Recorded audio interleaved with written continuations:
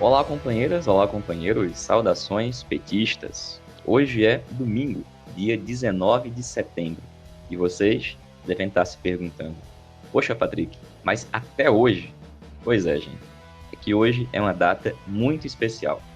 Na verdade, os dias 18 e 19 de setembro são datas que marcam o surgimento da tendência petista Articulação de Esquerda, que neste ano 2021 está completando seus 28 anos. Ou seja, foi no ano de 1993 que a AE surgiu. Para quem não tem parâmetro, 93 foi o ano em que o Brasil relançou o Fusca e o ano da moeda Cruzeiro Real. Bom, também é o ano em que o Brasil realizou um plebiscito para decidir a forma e o sistema de governo em que iria funcionar o Estado brasileiro. Na época, o plebiscito indicou que o Brasil continuaria sendo uma república presidencialista. Bom, também é o ano das chacinas da Candelária e Vigário Geral, no Rio de Janeiro. 93 é o ano em que o ex-governador da Paraíba, Tarcísio de Miranda Buriti, foi alvejado com 3 tiros disparados pelo então governador da Paraíba, Ronaldo Cunha Lima, dentro de um restaurante, o Gulliver, lá em João Pessoa. 93 também é o ano em que a Intel lançava o Pentium 1. Para quem começou os anos 2000 usando o Pentium 2, sabe muito bem o que isso quer dizer. 93 também é o ano em que nascia a TV Colosso e que passava na TV os Power Rangers. Bom, 93 é esse ano, entre muitas outras coisas. Era um Brasil diferente, que tinha também um PT diferente. Por isso, a importância da gente organizar e contar essa história. Afinal de contas, em 93, esse que vos fala estava completando 3 anos de idade. Esse é um dos motivos, além da devida importância da história, para que muitos e muitas militantes conheçam um pouquinho mais da história da tendência petista, a articulação de esquerda. Se você é militante da E, do PT, se é de esquerda ou se apenas gosta ou tem curiosidade de saber como é que surgiu a tendência, quais os principais debates, as divergências, como é que estava o PT e o Brasil e o que aconteceu desde então, convidamos vocês a nos acompanharem nesta série ao longo das próximas semanas.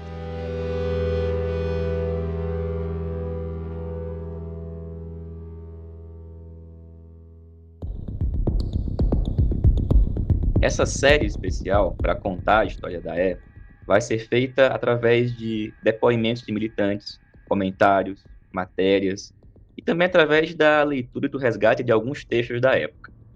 Vamos começar falando do contexto da chamada pré-história. Por exemplo, a campanha de 89, a ascensão do neoliberalismo, a crise do socialismo soviético, as mudanças ocorridas no PT, as divisões no interior da chamada velha articulação. Para isso, em cada episódio, a gente vai contar com a participação de pessoas que viveram cada um desses períodos, sempre trazendo também a leitura de algum documento ou matéria da época. Na edição de hoje, edição de lançamento, nesse 19 de setembro, a gente vai contar com a participação de Vladimir Pomar e Iole Ilíada. A gente decidiu tomar como ponto de partida as eleições do ano de 1989. Por quê? Ora, porque a campanha e a eleição de 89 foram um momento extremamente importante para o PT, para o Brasil e para a esquerda. Quase o PT vencia as eleições. Quase Lula era eleito presidente da República. Quase. Quase nós chegávamos lá. E por isso, a gente começa a nossa série conversando com Vladimir Pomar.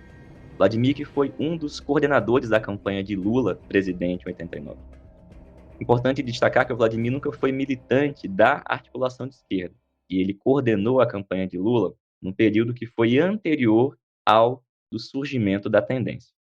O Vladimir também é autor de um livro intitulado Quase Lá, Lula, o Susto das Elites, publicado pela editora Página 13, disponível no site página13.org.br.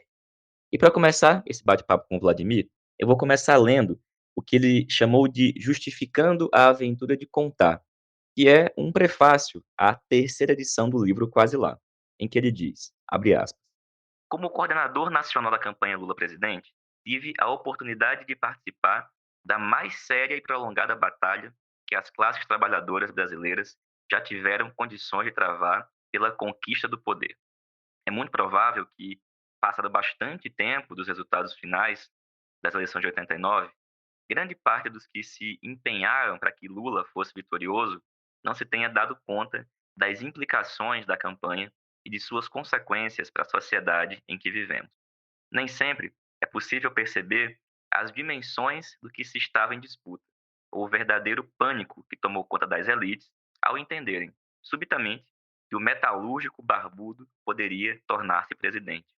E, embora haja uma certa consciência da desigualdade das forças empenhadas no combate, nem os melhores analistas conseguem chegar perto da verdadeira desproporção de recursos e meios entre as duas principais candidaturas. Apesar de tudo, porém, Lula quase chegou lá, fazendo das fraquezas forças e potencializando ao máximo seus pontos fortes, desmentiu as previsões de cientistas e analistas políticos, rompeu a barreira histórica dos 10% do eleitorado, que tradicionalmente estava confinada à esquerda brasileira, em seus melhores momentos e pela primeira vez em toda a história deste país, ameaçou o secular domínio exercido sobre a vida do brasileiro pelos donos do dinheiro, das terras, da produção e do saber. Vivi cada minuto dessa batalha de uma posição relativamente privilegiada.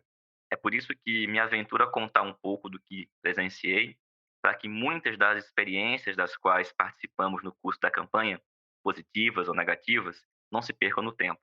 Mesmo porque essa não foi a primeira, nem será a última luta em que os trabalhadores se empenham para conquistar uma nova sociedade. Assim, algumas das coisas que aqui vão ser escritas podem ser úteis para o futuro. Fecha aspas. Vladimir, primeiro, muito obrigado por ter conversado com a gente para essa edição especial do podcast, em homenagem aos 28 anos de história da articulação de esquerda. Vladimir, ao longo daquele ano de 1989, quais eram os principais debates existentes dentro do PT e dentro da campanha presidencial de Lula? Não havia nenhuma visão de conjunto que o Lula poderia se colocar como candidato de possível eleição. Era mais para marcar posição. Que a mesma proposta que nós fizemos de fazer uma campanha massiva, do começo ao fim, com mobilização muito ampla, foi vista de forma muito gélida. Como também não aprovou contra, quando nós conseguimos firmar a campanha, e imprimimos o curso de mobilização massiva, comícios, passeatas, militância, amigos, e o diabo, tudo mobilizado para participar da campanha. Mesmo aí, uma grande parte da direção do partido não acreditava na possibilidade sequer de nós termos colocado para o segundo turno. E é um fato muito interessante, porque no final do primeiro turno, lembrar que naquela época a votação era contada a dedo. Nós conseguimos, pelos nossos cálculos, mobilizar 2 milhões de militantes e amigos para a fiscalização da contagem dos votos no Brasil todo. Segundo fato interessante é que um grupo de matemáticos se ofereceu para fazer o acompanhamento da votação no comitê de campanha, lá em São Paulo, e chegou num ponto que eles afirmaram, pelo ritmo da contagem, que havia grande chance de nós irmos para o segundo turno. Alguns dirigentes do partido, que eu não vou nem citar o nome, quiseram que nós cortássemos aquilo, que era um absurdo, que não havia nenhuma chance. Dirigentes que depois foram dirigentes durante um bom tempo.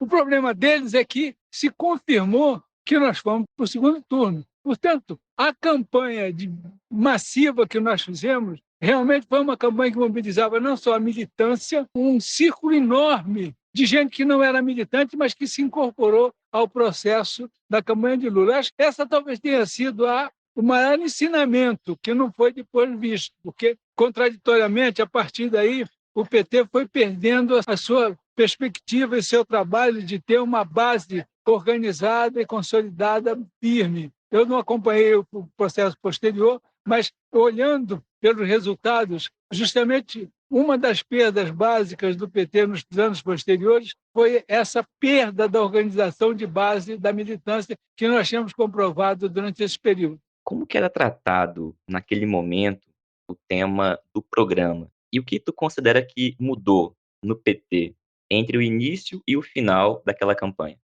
Eu diria que foi de A a Z. Os problemas imediatos de vários lugares surgiram fortes durante os comícios, que é uma das coisas que nós frisamos muito e fizemos um esforço enorme, foi que o Lula visitasse o máximo de lugar possível no Brasil, desde pequenas comunidades, pequenas cidades até grandes cidades, e fizesse comício. O que, aliás, era uma concorrência direta, porque o Collor também fez isso. O Collor tinha a vantagem de ter helicóptero e poder. O Lula não tinha que ir de carro, ou de trem, ou de ônibus, mas, de qualquer modo, esse caráter massivo marcou muito a campanha, marcou muito. O que exigia também uma elevação do nível de organização da base do PT. Isso aconteceu durante a campanha. Que era, inclusive, o que me impressiona é que tudo que nós fizemos durante a campanha era contra o pensamento predominante na comissão executiva do PT e, em parte grande, da direção central do PT. Embora todo mundo ficasse quieto, achava que a gente estava fazendo besteira, mas ninguém tinha coragem de fazer uma crítica explícita. A não ser algumas pessoas que chegaram no negócio dos matemáticos e quase brigam com os matemáticos. Eu tive que expulsar do comitê para evitar um negócio desse tipo, um absurdo total. Então, o grande problema é que esse saldo da campanha não foi consolidado nos anos posteriores.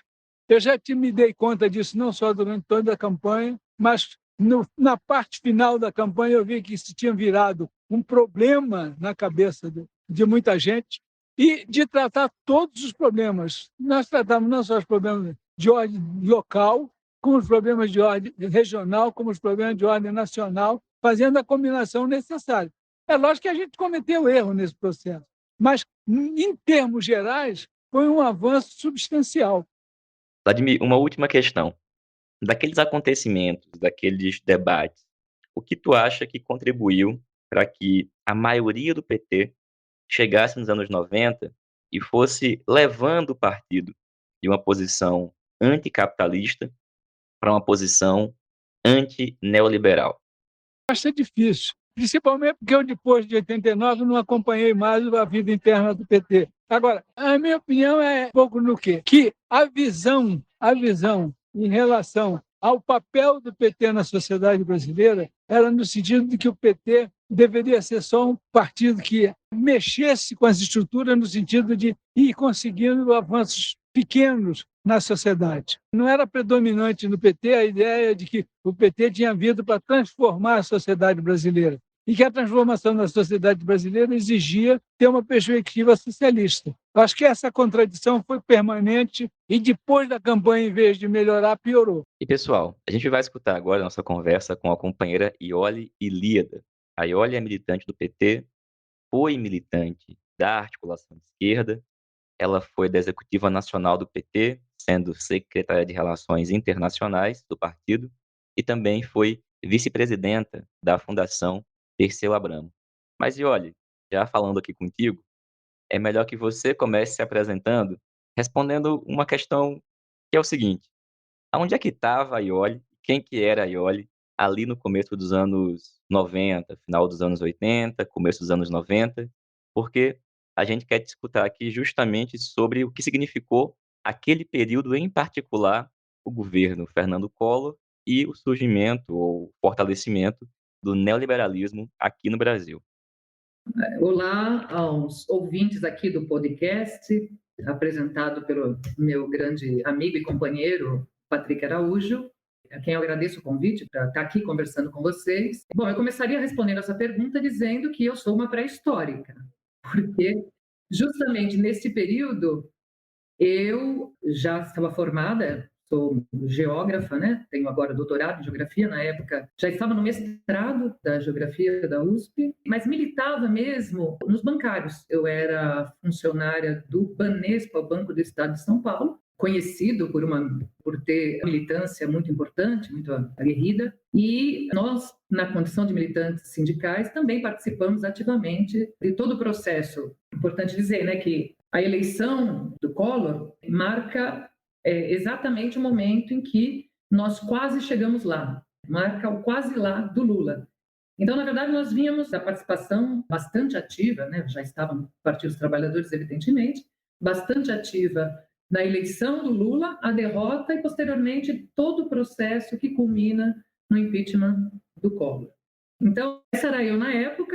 Hoje eu sou um fruto daquilo, quer dizer, eu continuo no PT, já disse que sou doutora em Geografia Humana, professora universitária, e atualmente sou membro do Conselho Curador da Fundação Perseu Abramo. Legal, Ioli, muito bom. Olha só, a gente quer discutir sobre o que significou o governo do Fernando Collor e o neoliberalismo aqui no Brasil. Nós ouvimos o Vladimir falar em relação à campanha e à eleição de 89, e após o seu desfecho, nós temos o início da aplicação do programa neoliberal por meio do governo Collor. E a gente queria discutir, porque é um período histórico em que nós, por exemplo, tivemos ali a queda do Muro de Berlim, um processo de hegemonia do capitalismo como nunca antes. A gente queria saber, na tua opinião, que acompanhou, que estava lá, como é que estava, né, o Brasil e o PT naquele momento? Então, é interessante porque, primeiro, repisar o que foi esse momento para nós, né, esse momento da nossa história.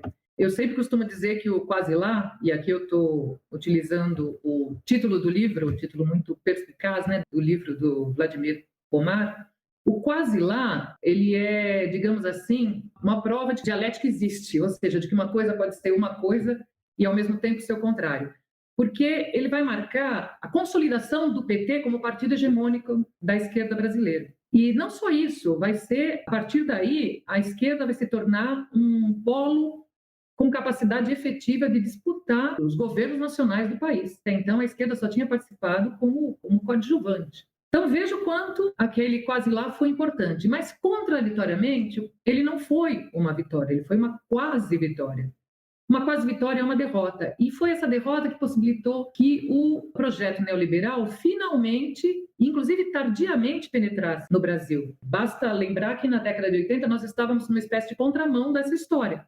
Enquanto o neoliberalismo estava sendo implementado no mundo todo, no Brasil os anos 80 foram anos de ascensão das lutas sociais, anos de organização da esquerda, inclusive de fundação do PT, da CUT, do MST, etc. Mas o Quase Lá acaba com este período de alguma forma e finalmente permite que o neoliberalismo penetre, seja implantado no Brasil.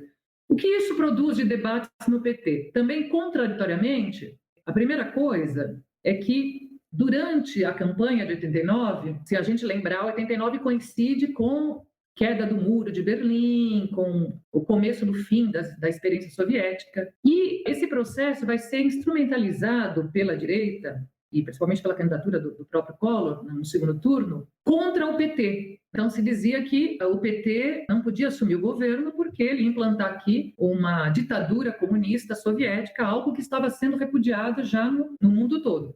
E quando o PT perde, esse debate vai aparecer no interior do PT nos seguintes termos. Quer dizer, este debate sobre o fim da experiência soviética, somado ao fato de que havíamos perdido a eleição, e muitos acreditavam isso, dessa ideia de que nós estávamos muito identificados com esse comunismo. Então, no interior do PT, vai ganhar cada vez mais espaço uma visão muito crítica do comunismo, do socialismo tipo soviético, e uma exacerbação da ideia de que, na verdade, o PT deveria defender uma democracia radical. O debate vai ficar muito consolidado e aquelas forças com uma visão mais, digamos, social-democrata vão ganhar um espaço que até então eles não tinham no PT, não tinham, seja porque havia uma presença muito grande de grupos que haviam vindo dessa tradição comunista no interior do PT, seja porque a própria articulação tinha no seu interior lideranças identificadas com essa visão. É óbvio que o PT surge como uma novidade histórica. O PT não surge para ser a mesma coisa que os antigos partidos comunistas, mas, evidentemente, o PT conservava muitos dos traços dessa visão da luta de classes, dessa visão, e isso será atravessado, de um lado, pela própria crise do socialismo soviético, e do outro, pelo debate que houve durante a campanha e que acabou, apesar de ter sido um sucesso, que nós quase chegamos lá, né? É importante lembrar que o Lula obteve 47% dos votos válidos, né? Foi uma derrota por muito pouco, mas isso permitiu também, de alguma maneira, que o neoliberalismo penetrasse no país e, ao mesmo tempo, que no PT este debate sobre os problemas do comunismo, ou pelo menos sobre o fato de que o PT deveria radicalizar a sua ruptura com este comunismo e até rever alguns dos seus conceitos mais próximos de uma visão socialista, esse debate vai se instalar, a meu ver, infelizmente, de uma forma meio torta, no interior do Partido dos Trabalhadores. E olha, a gente falando com o Vladimir, perguntamos o que ele achava que contribuiu para que a maioria do PT chegasse nos anos 90 e fosse levando o partido de uma posição anticapitalista para uma posição antineoliberal. Mas eu te pergunto, nesse sentido que tu acabou de falar, como que era a discussão dentro do PT? Já foi nesse período em que começaram a surgir debates sobre a mudança no programa do partido e de uma postura anticapitalista para uma postura antineoliberal? E além disso, e olha, assim, nesse tempo, eram esses os termos utilizados? Já era mesmo neoliberalismo ou tinha alguma outra expressão, ou em torno de que se expressava essa disputa dentro do partido? Não, esse vai ser um processo mais longo. Até é importante pensar que o próprio termo neoliberal ele vai sendo consolidado aos poucos. Quer dizer, na verdade, nessa época se chamava isso, bom, muito vagamente, a globalização, a nova política, o consenso de Washington, que na verdade refere-se a uma reunião realizada também em 89, mas o termo mesmo em si ele vai se consolidando depois. Isso também é importante porque senão a gente vai cometer um anacronismo. Mas o debate naquele momento era principalmente sobre a exacerbação do fato de que o PT, para se defender das acusações de que ele pretendia implantar alguma espécie de ditadura, que ele deveria abraçar a ideia da democracia radicalmente. E então, muitos dos intelectuais, esse debate é muito interessante de acompanhar, mas muitos dos intelectuais no PT vai trazer estas ideias, vai trazer intelectuais como Bobbio, Hannah Arendt, até Habermas, um pouco menos, e mesmo Gramsci, mas uma leitura de Gramsci, que era aquela leitura do Carlos Nelson Coutinho, que inclusive escreveu o livro A Democracia como Valor Universal, e esta ideia de democracia vai ser um pouco o eixo condutor desse debate, desta contraposição a uma visão mais vinculada ao comunismo, tipo soviético. Então, se falava em socialismo, tanto é nesse período que vai se formular a concepção do socialismo petista. Mas o socialismo petista, formulado nesta época, ele, tanto no 7º encontro quanto no 1º congresso, ele vai muito mais, até por conta deste debate, veja, ele era um debate, então havia as duas posições. Muito por conta desse debate, ele vai mais demarcar sua posição contra, o nosso socialismo não é o socialismo soviético e não é a social-democracia. Ele consegue dizer o que ele não é, mas ele tem muita dificuldade em dizer o que ele é, exceto que ele seria radicalmente democrático. Aí falando mais do PT, né? A gente pode entrar um pouco também no que estava acontecendo no país nesse momento, com esse processo de implantação do neoliberalismo. Agora, olha, falando sobre neoliberalismo e governo Fernando Collor, quais foram as medidas mais concretas que a gente pode identificar na implantação desse programa neoliberal a partir do governo federal, conduzido pelo Collor? Quais as principais implicações naquele momento na vida da classe trabalhadora aqui no Brasil? Isso é muito interessante, porque, como eu já disse, o Quase Lá de 89 vai possibilitar, de fato, que o neoliberalismo comece a ser implantado no país. Mas, inicialmente, isso não foi fácil. Note que o Collor, já no segundo dia, antes disso, né, para contextualizar, nós vivíamos, embora nós vivêssemos esse período de uma ascensão política importante, uma ascensão social e política das classes trabalhadoras importante, do ponto de vista econômico, nós atravessávamos os mesmos problemas vividos por toda a América Latina, que decorriam da crise do capitalismo que vinha lá da década de 70, né? E que basicamente significavam recessão, a dívida, a crise da dívida, a dívida pública altíssima e talvez o problema mais visível era a hiperinflação. Então, no segundo dia que o Collor assume, ele já vai anunciar um plano novo, que era o plano, justamente chamava Plano Brasil Novo, embora tenha ficado conhecido na história como Plano Collor I. Este plano, além de anunciar medidas de estabilização da inflação, já adotava políticas claramente de inspiração neoliberal. Por exemplo, um programa de abertura total para o mercado externo, ficou famosa a afirmação do Collor de que nossos carros eram carroças e que, por isso, para incentivar a concorrência, precisaria abrir para o mercado exterior.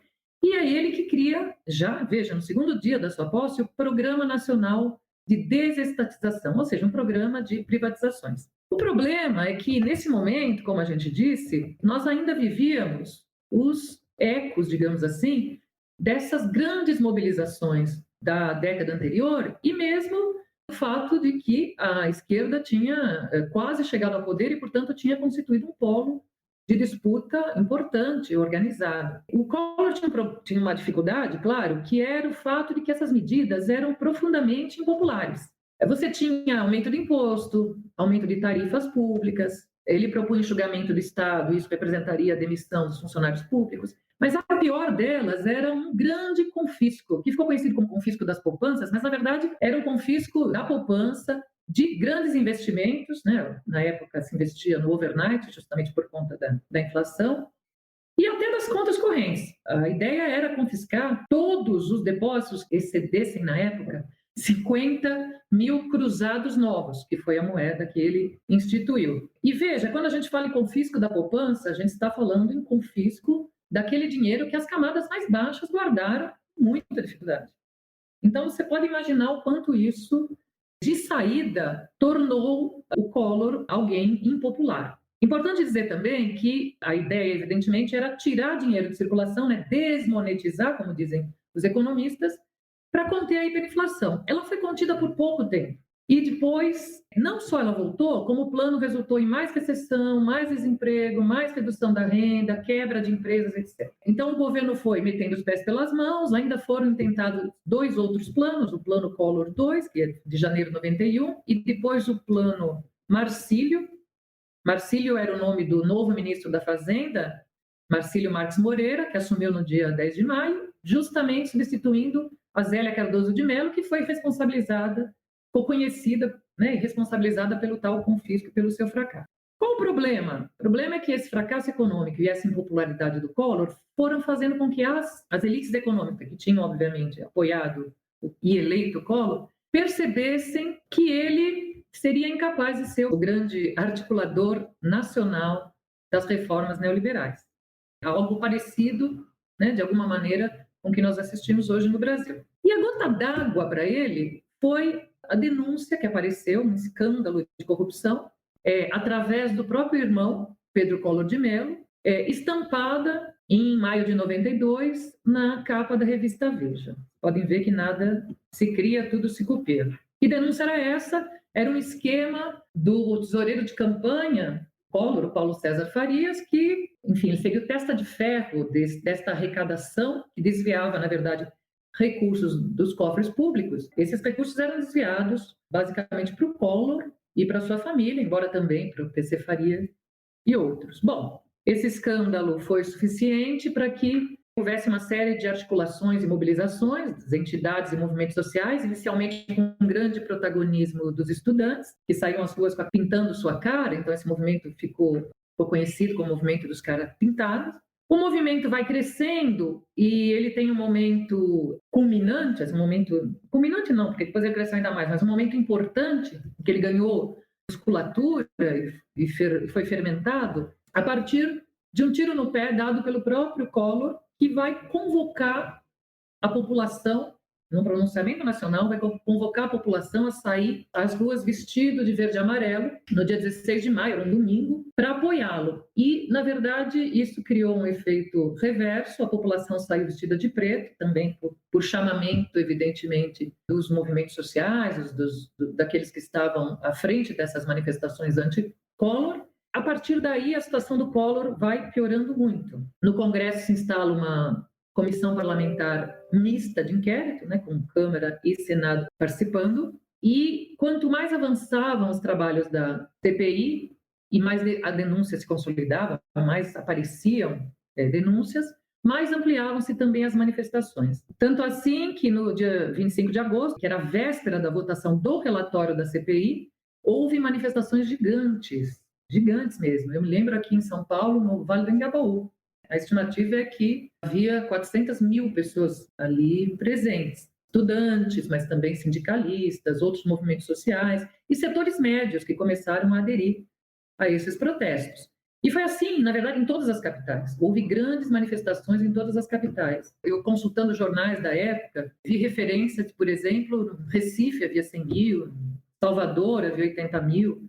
Claro que os números são estimativas, mas eles demonstram a ordem de grandeza dessas manifestações. No próprio dia da votação do relatório, havia cerca também de 60 mil pessoas em Brasília, e o relatório foi aprovado por 16 votos a favor e 5 contra. Veja que até então não se sabia como é que seria a correlação de forças no Congresso, porque o Collor foi eleito com maioria no Congresso. Ali ficou claro que ele havia perdido esse apoio. O impeachment era uma questão de dias, realmente foi aberto logo. O presidente da Câmara era o Ibsen Pinheiro, do PMDB do Rio Grande do Sul, e abriu o impeachment. O impeachment, no dia 29 de setembro, foi aprovado, na verdade, a autorização para o impeachment na Câmara foi aprovada por 441 votos a favor contra 33 contra, para vocês terem uma ideia de como estava a correlação de força. E logo depois o processo foi instaurado no Congresso, o Collor já foi afastado, provisoriamente assumiu o seu vice, que era o Itamar Franco,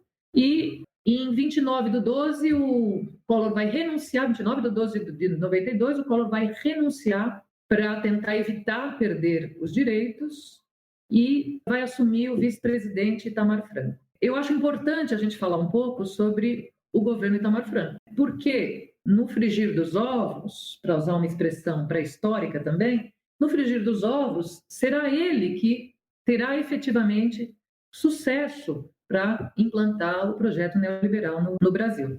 Isso se deu a partir do sucesso de um plano econômico, quer dizer, após o fracasso de todos aqueles outros, que começaram lá atrás, com os planos do Sarney, vindo até os planos do Collor, finalmente um plano que pareceu dar certo, que era o Plano Real. O que era o Plano Real? Bom, o Plano Real, importante dizer, né? Ele era um plano elaborado por economistas como Pércio Arida, André Lara Rezende e outros, que tinha como objetivo, primeiro, controlar a hiperinflação. Para vocês terem uma ideia, essa inflação estava na casa dos 40% ao mês. E ele foi bem sucedido porque ele usou um artifício bastante interessante. A economia brasileira na época era totalmente indexada. Vocês imaginam, com 40% de inflação ao mês, se não houvesse algum nível de indexação nos salários, nas tarifas, nos preços, é impossível sobreviver. Então, e como a economia estava muito indexada, quase tudo estava indexado, o que eles fizeram foi usar um artifício que era,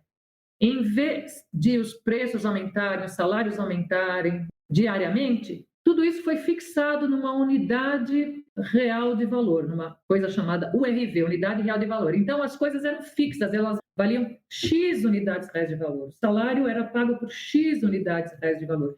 E o que mudava diariamente, era diário, era o valor desta unidade real de valor. Só que você ia nesse processo se acostumando, né? A pagar o açúcar 6 unidades reais de valor, a receber no final do mês 3.000 unidades reais de valor, até que um belo dia se extinguiu a unidade real de valor e passou-se a chamá-la de real, e ela não variava mais diariamente. Então, isso possibilitou que, psicologicamente, as pessoas já estivessem acostumadas a pagar o açúcar 3 unidades reais de valor e passassem a pagá-la R$3. Bom, só que isso era a face aparente do plano. Importante para deter, naquele momento, a hiperinflação. Mas não adiantaria, porque ela continuaria se não houvesse alguma âncora. E a âncora usada era justamente a âncora cambial, a paridade com o dólar, conseguida graças ao financiamento externo. Então, uma abertura do mercado de capitais que permitia que esses capitais viessem para cá, capitais não produtivos, inundassem o país. Ou seja, isso era uma fórmula clássica neoliberal para conter a inflação.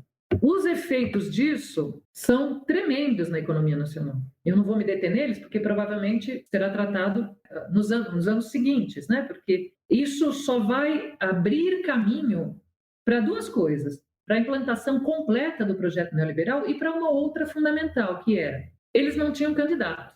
Só que, veja, eles precisavam, nesse momento, esse projeto, esse novo plano, precisava ser negociado no Congresso, que já estava meio escolado com planos econômicos. E eles achavam que precisavam de alguém com interlocução, eles é o governo, com interlocução no Congresso para fazer essa negociação. E aí o que eles fizeram? Eles remanejaram um sociólogo que alguns achavam, então, que era um sociólogo de esquerda, Fernando Henrique Cardoso, e que ocupava o cargo de ministro das Relações Exteriores. Eles remanejaram o FHC para o Ministério da Fazenda, mesmo sem ele ser economista, e obviamente, ele também não foi um dos responsáveis pela elaboração do Plano Real, mas ele foi o responsável por negociar este plano no Congresso. Então, ele se tornou o porta-voz do plano. Acontece que, quando este plano obteve relativo êxito, principalmente em conter a hiperinflação, isso teve impacto na vida das pessoas imediata, principalmente das camadas mais pobres, eles conseguiram capitalizar isso para o nome, para a candidatura do Fernando Henrique Cardoso. E foi assim que o Fernando Henrique Cardoso, contrariando todas as pesquisas, vai, em 94, se eleger no primeiro turno. Né? Então, o Plano Real acabou sendo essa porta de entrada, por um lado, da implantação cabal do neoliberalismo, que o Collor não tinha conseguido realizar, e, ao mesmo tempo, permitiu que a direita, que, na verdade, essa grande coalizão neoliberal, se organizasse em torno, finalmente, de uma candidatura que eles viam com condições políticas para implantar o neoliberalismo no país. Né? E foi assim que, de fato, realmente, os nossos direitos e as empresas públicas sofreram esse desmonte mais profundo. Ainda que, é importante que se diga, a implantação desse projeto nesse período não foi tão cabal quanto foi em outros países, por exemplo, aqui da América Latina, porque houve resistência. E essa resistência foi possível justamente por conta desses instrumentos que a classe trabalhadora tinha construído. PT, a CUT, a MCT e outros. Né? Então, na verdade, o projeto neoliberal se implanta, mas ele também enfrenta resistências. E nós obtivemos algumas vitórias, embora também tenhamos sofrido grandes derrotas. A classe trabalhadora, principalmente, sofreu grandes derrotas nesse período. Nas próximas edições, a gente vai escutar sobre a crise do socialismo soviético, onde a gente vai escutar o companheiro Breno Altman. Para falar das divisões no interior da velha articulação, vamos ouvir o companheiro Rui Falcão. E, nesse contexto que ocorreu a cisão da velha articulação, uma cisão que não aconteceu de uma hora para outra, ela aconteceu em vários estados, por exemplo, no Espírito Santo, onde haviam duas articulações, mesmo antes de surgir a articulação de esquerda, a gente vai escutar a companheira Irine Lopes nos contar um pouco dessa história. A divisão também envolveu outros assuntos, a postura frente ao Fora Collor e ao governo Itamar Franco, a posição no plebiscito sobre o sistema de governo, o debate sobre a política de alianças e programa nas eleições de 94, a postura frente à crise do socialismo soviético. Até que, em 4 de fevereiro de 93, foi publicado o Manifesto A Hora da Verdade, cristalizando um processo de cisão que já vinha ocorrendo desde 1990, no interior da articulação dos 113, tendência criada no ano de 1983 e que hegemonizou o PT por uma década. Aproveitando o dia de hoje, para encerrar essa edição inicial do podcast, a gente vai ler aqui, na íntegra, o Manifesto A Hora da Verdade. A versão inicial, como eu mencionei, foi elaborada pelo Rui Falcão, à época deputado estadual e vice-presidente nacional do PT. E é o Manifesto aos Petistas que a gente passa a ler a partir de agora. Manifesto aos Petistas. O PT, que vinha desenvolvendo, na teoria e na prática, um projeto de sociedade socialista, democrática, ajustada às condições concretas do Brasil, encontra-se hoje num impasse político e teórico. Praticamente interrompeu seu processo de elaboração, rendendo-se momentaneamente às discussões ditadas pela chamada Agenda da Modernidade, importada pelos neoliberais tupiniquins. É inegável que convivemos com o risco diante do qual sucumbiram inúmeros partidos de origem operária e popular, e nos convertermos num partido da ordem. Em alguns momentos parecem estar esmaecendo os traços que nos distinguiram dos partidos do sistema, como na campanha das diretas, no episódio do colégio eleitoral, na recusa aos sucessivos pactos das elites, a contingência de estabelecer alianças em torno de programas ou de propostas pontuais, transforma-se em objetivo a qualquer custo. A interlocução necessária com a sociedade cede frequentemente à tentação do senso comum, ao nadar a favor da corrente, num processo de hegemonia às avessas, em que o discurso dominante nos iguala, tornando-nos, portanto, mais palatáveis. O resultado das últimas eleições, em que fomos o partido mais votado nas capitais, no primeiro e no segundo turno, mostra o potencial de nossa política de acúmulo de forças, de disputa de hegemonia, de participação nas instituições do Estado burguês e nossa estratégia de ser governo para ser poder. Mas algumas das derrotas sofridas nas últimas eleições deixam evidente que o PT perde quando adota comportamento ambíguo, tal como agora, diante do governo Itamar, tratado como aliado incômodo a quem se presta colaboração disfarçada. O amadurecimento político do PT não pode refrear nosso caráter rebelde, nem amainar nossa radicalidade. Chega de bomocismo, nada de domesticação. Radicalmente democrático, construído de baixo para cima, o PT, desafortunadamente, revela sintomas perigosos de burocratização. Nota-se um emperramento dos mecanismos democráticos de tomada de decisão. Há um visível distanciamento entre direções e bases. É notório o esvaziamento das instâncias, dos núcleos de base, as direções municipais, regionais, nacional. O pragmatismo, a competição, o eleitoralismo correm solto, esgarçando o companheirismo, a convivência fraterna e solidariedade. A fragmentação enfraquece o partido, afugenta os filiados e desanima a militância, nosso principal patrimônio. Cresce entre nós o inconformismo com aqueles que, transformados em notáveis por força da militância, fazem tudo para ser mais iguais que os outros. Tanto é verdade que certas personalidades públicas do partido tentam submeter o coletivo a seus desígnios particularistas, chantageando a militância e afrontando a democracia interna. A democracia é a vida do PT. Sem esta seiva, nosso projeto se exaure, fenece. Ninguém, nenhum parlamentar, nenhum prefeito, nenhuma liderança, nem mesmo Lula pode se sobrepor às maiorias e às decisões democráticas legitimamente firmadas no interior do PT.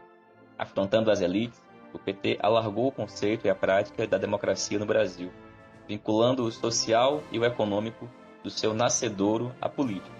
A disputa eleitoral e as instituições do Estado, onde as classes dominantes costumam confirmar a democracia formal. Para nós, não há democracia sem direito de greve, sem democratização da informação, sem justiça social, sem distribuição de renda e riqueza, sem abolir a exploração.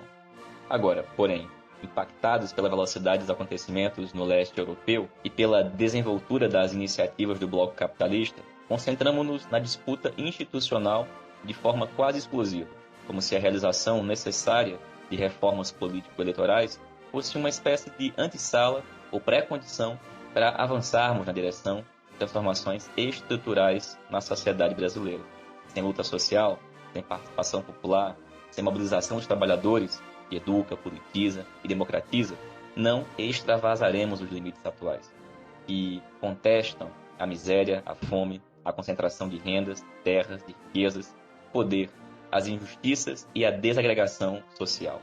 Historicamente, violentas e excludentes, as classes dominantes brasileiras resistem secularmente a transformações estruturais. As mudanças que se impuseram foram conquistadas a ferro e fogo, frequentemente após as elites terem infligido derrotas aos de baixo. Veja-se o exemplo da abolição da escravatura e das leis trabalhistas de Getúlio, para ficar em apenas 2 casos. Nada indica que este comportamento tenha mudado. Portanto, é ilusório sonhar com uma sociedade de consenso e sem disputas, um capitalismo sem conflitos sociais, bem gerenciado por governos de coalizão, em que acordos setoriais e ações parlamentares pluripartidárias ditem o ritmo, a forma e o conteúdo das reformas. Não é função do PT agradar as elites. Nossa aspiração é estar ao lado das maiorias, dos trabalhadores, dos deserdados, contra os de cima, os poderosos, os exploradores. Tal como vimos assinalando em nossos congressos, é forçoso reafirmar: a construção do socialismo no Brasil será obra de milhões de trabalhadores, num processo longo de acúmulo de força, através de variadas formas de luta, num processo de ruptura com o atual modelo de desenvolvimento e com o sistema capitalista. O PT só pode enfrentar a agenda política de curto prazo, que se desdobra no plebiscito sobre reforma de Estado e sistema de governo, na revisão constitucional e na oposição ao governo Itamar, caso recupere sua tradição radical, popular, democrática, socialista. É inaceitável que, em nome de mal-feitos cálculos eleitorais, nosso partido deixe de apresentar uma alternativa global para a crise brasileira. É inaceitável que, em nome de inexistentes responsabilidades, nosso partido não faça oposição firme contra um governo que, não obstante suas diferenças com Collor, é nitidamente conservador. É inaceitável que nosso partido, em nome da urgência de reformas políticas, aceite ficar sob a hegemonia conservadora na discussão desse sistema de governo. O partido que nós queremos não pode ser aquele que cogita apoiar governos que o PFL também apoia. O partido que nós queremos não pode ser aquele em que dirigentes proclamam-se adeptos da monarquia. O partido que nós queremos não pode mais conviver com isso sem deixar de ser PT. Recuperar o espírito de partido, afirmar a democracia interna e superar a fragmentação que enfraquece o partido, afugenta os filiados e desanima a militância, nosso principal patrimônio, implica, além de um basta às ambiguidades e distorções na política e no perfil partidários, um conjunto de medidas organizativas. Entre elas, derrotar aquelas concepções que não dão importância ao trabalho partidário junto aos movimentos sociais, exatamente no momento em que é preciso superar o atual impasse no movimento sindical, que defendem o afrouxamento das instâncias como virtude, impedindo seu funcionamento efetivo e ampliando, ao invés de reduzir, a centralização decisória. Entre os vários desafios do PT, há um central, a elaboração de um programa de ação e governo que atualize, aperfeiçoe e amplie aquele programa de ação e governo de 89, mantendo-se as diretrizes de caráter democrático popular, e que sintetize as grandes reformas estruturais em torno das quais devemos convergir os nossos dispersos esforços setoriais. A confecção desse programa de ação e governo, na qual se envolverão vários setores do partido, nossos simpatizantes, apoiadores e aliados, será um momento único para continuar a passar o país a limpo. Exigirá, de nós todos, um cuidadoso trabalho de diagnóstico do país, da realidade conjuntural, das características e particularidades regionais a serem contempladas nas propostas, mas também das diferenças gritantes a serem sanadas para conjurar as ameaças nada folclóricas de secessão na unidade nacional.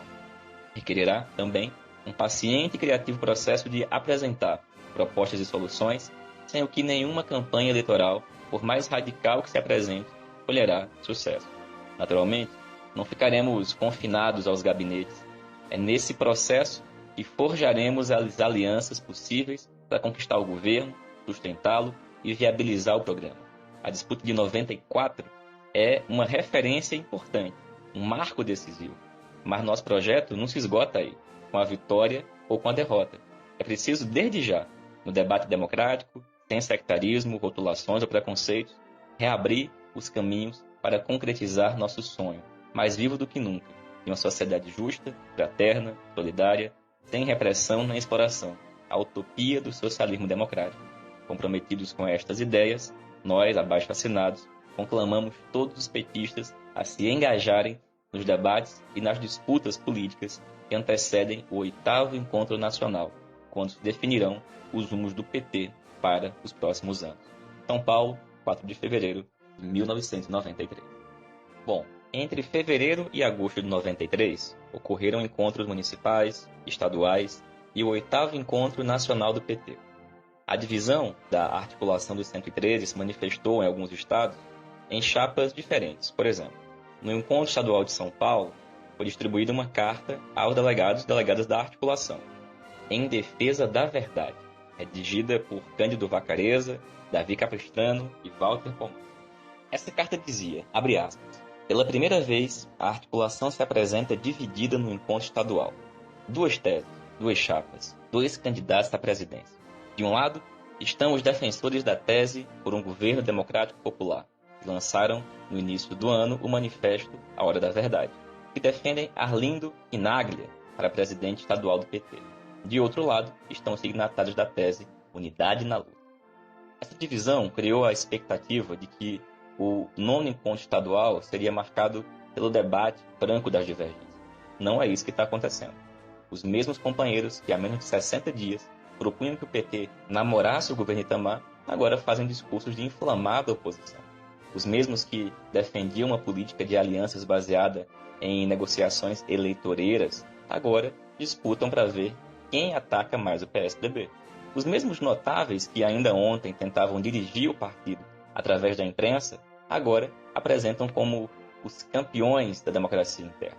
Os mesmos que hoje dizem defender a unidade da articulação, ontem propunham formar uma tendência reunindo a articulação com o Projeto para o Brasil, dos deputados José Genuíno e Eduardo Jorge, na conhecida Operação Comodoro. Os mesmos que criticam a articulação, Hora da Verdade, por buscar unidade na esquerda petista, já consumaram um acordo político eleitoral com a direita petista.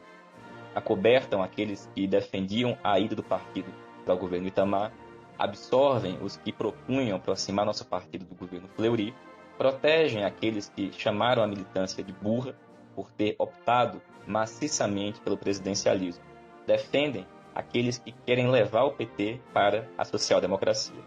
Essa atitude dos que dirigem a unidade na luta está impedindo a discussão política no encontro. Este jogo de cena, este oportunismo de palanque, destina-se a confundir os delegados e a garantir o controle da direção partidária. Nós, militantes da articulação, signatários da tese por um governo democrático e popular, entendemos que a apresentação leal das divergências faz parte da ética na política. Repudiamos os conchavos de que participa um pequeno número de dirigentes. Preferimos deixar claro o que pensamos. Achamos que, para dirigir a campanha Lula e a ação partidária, no momento em que a burguesia tenta desqualificar nosso partido e nosso candidato a presidente, é necessária uma direção firme, que recuse as ambiguidades e as vacilações. Uma direção que busque atrair e dirigir nossos aliados, e não seguir a seu reboque.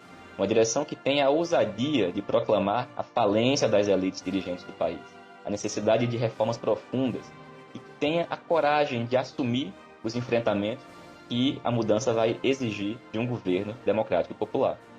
Com base nesse programa, e num partido democratizado, coerente e revitalizado, se tornará possível realizar uma campanha eleitoral de massas, um verdadeiro movimento por reformas estruturais, que ganhe milhões, não apenas para votar, mas principalmente para apoiar ativamente um governo comprometido com o fim do apartheid social e com a luta pelo socialismo.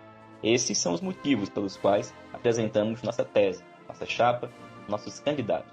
Evitando os acordos de cúpula, garantiremos que as decisões sejam realmente dos delegados, das bases, para que a unidade seja realmente construída na luta. Fecha aspas. Pois bem, e no 8º encontro, a divisão se consolidou, com os signatários do Manifesto Hora da Verdade compondo uma chapa com outros setores da esquerda, intitulada Opção de Esquerda. Essa chapa obteve 36,48% dos votos. Outra chapa, denominada Na Luta PT, obteve 19,11%. Somadas, as duas chapas elegem 56% do novo Diretório Nacional do Partido. A articulação de esquerda, que ainda não estava oficialmente criada, indica, salvo o nosso engano, as seguintes pessoas para compor o Diretório Nacional: César Benjamin, Davi Capistrano, Djalma Bom, Gabriel Santos Rocha, Hamilton Pereira, Iria Charão, Irine Lopes, Ivar Pavan, José Luiz Fevereiro, Luci Choinac, Múcio Magalhães, Rui Falcão, Sônia Hipólito e Wilson Santin. Aqui uma curiosidade: houve uma votação para escolher quem, dentre 3 nomes, Silvio Pereira, Djalma Bom e Walter Pomar, integraria o Diretório Nacional. O Walter Pomar venceu a votação, mas abriu mão em favor do Djalma Bom, o segundo colocado. Bom, sobre o 8º encontro, em uma edição do podcast seguinte, a gente vai ouvir alguns dos que estavam lá. Depois do 8º encontro, nos dias 18 e 19 de setembro de 93, ocorreu no Instituto Cajamar, lá em São Paulo, uma reunião que efetivamente criou a articulação de esquerda. Ao final desse encontro, foi aprovado um manifesto, cuja versão final ficou a cargo de Rogério Sotile, Valdemir Garreta e Walter Pomar. O documento, intitulado A Militância do Partido dos Trabalhadores, era assinado da seguinte forma: Seminário Nacional da Articulação de Esquerda. E aqui a gente vai ler rapidinho os 11 parágrafos citados do manifesto. O 8º Encontro Nacional do PT foi um marco fundamental para a esquerda brasileira, reafirmando as bases programáticas de um movimento democrático e popular que deverá levar Lula à presidência da República, resgatando os valores mais caros da democracia petista, reafirmando nossos vínculos com o povo, ratificando que o PT não teme governar e implementar as mudanças necessárias para a construção de uma sociedade nova. O 8º encontro representou uma vitória da militância partidária, de todos aqueles que combateram pela afirmação dos princípios petistas, de nossa estratégia democrática e popular e de nossos objetivos socialistas. Como expressão da vitória da militância, elegeu-se uma direção e aprovaram-se resoluções comprometidas com um programa de transformações radicais na sociedade brasileira, com uma tática de campanha baseada na mobilização social e nas alianças programáticas. As mudanças no partido já fizeram sentir seus resultados na oposição a Itamar e, de uma maneira mais geral, na reanimação da militância partidária. Agora, o maior desafio da nova direção nacional, das direções estaduais e do conjunto dos petistas é materializar em todos os terrenos da ação partidária, nas prefeituras, no parlamento, na comunicação, na vida orgânica e nos movimentos sociais, as resoluções do 8º encontro. Desafios que nós, que fomos signatários do manifesto A Hora da Verdade e que integramos a chapa Opção de Esquerda, assumimos como nosso compromisso. Preciso superar as dificuldades do partido em mobilizar-se mais amplamente fora dos períodos eleitorais. É necessária uma ação mais ousada da direção nacional junto aos movimentos sociais, especialmente o sindical, sem que as novas orientações partidárias não obterão a necessária repercussão. É preciso responsabilizar o conjunto das personalidades partidárias no cumprimento das orientações coletivas, desestimulando a utilização da grande imprensa como plataforma de combate às resoluções democraticamente construídas. É preciso envolver a base do partido na discussão do programa de governo, que deverá orientar-se pela lógica das transformações estruturais e não pela lógica das chamadas políticas de estabilização. É preciso garantir que, em temas como a escolha dos candidatos, a elaboração do programa de governo e a política de alianças para o primeiro turno, não prevaleça a lógica da chamada unidade do centro-esquerda, cuja fragilidade é evidenciada pela política cada vez mais conservadora adotada pelo PSDB. Para enfrentar essa situação, inclusive para superar a atual crise financeira do Diretório Nacional, serão necessárias ações ousadas por parte da direção partidária. Ousadia será tão mais eficaz quanto mais for a articulação mantida com as direções estaduais e municipais, comprometidas com as resoluções do 8º encontro. Não cabem vacilações. Ou o partido defende suas resoluções nos movimentos sociais e na luta institucional, nos debates programáticos do 9º encontro, estimulando um movimento por reformas estruturais, garantindo a eleição de Lula presidente e o início das mudanças radicais na sociedade brasileira, ou voltarão a predominar na prática as concepções derrotadas no último encontro nacional. É com estes objetivos que nós, dando continuidade ao legado de quem sempre defendeu o caráter estratégico do PT, de quem contribuiu na elaboração das resoluções democráticas e populares do 5º Encontro Nacional, de quem colaborou para a vitória do partido nas lutas políticas e sociais dos últimos 13 anos, de quem combateu contra a domesticação e o cupulismo que ameaçavam tomar conta do PT, é com estes objetivos que nós atuaremos no partido no próximo período. Bom, esse foi o documento intitulado A Militância do Partido dos Trabalhadores, que foi assinado como Seminário Nacional da Articulação de Esquerda.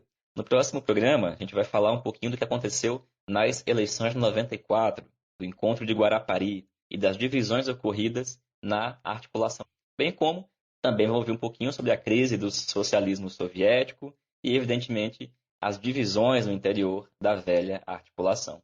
Pessoal, hoje, 19 de setembro, aniversário de 28 anos da tendência petista articulação de esquerda, a gente começou com essa nossa série sobre os 28 anos da AE. A cada semana, vamos publicar uma nova edição, um novo episódio, trazendo companheiros, companheiras que foram ou não da articulação de esquerda, mas que acompanharam a história, vivenciaram e vão contar para a gente alguns fragmentos dessa história. A gente volta a se encontrar aqui na semana que vem. Mas hoje, como é o aniversário, desejamos a cada militante desta tendência muitos e muitos dias de luta e muitas vitórias na disputa permanente por um PT socialista, democrático e capaz de organizar as principais lutas para o povo brasileiro. Saudações petistas, socialistas e viva a articulação de esquerda.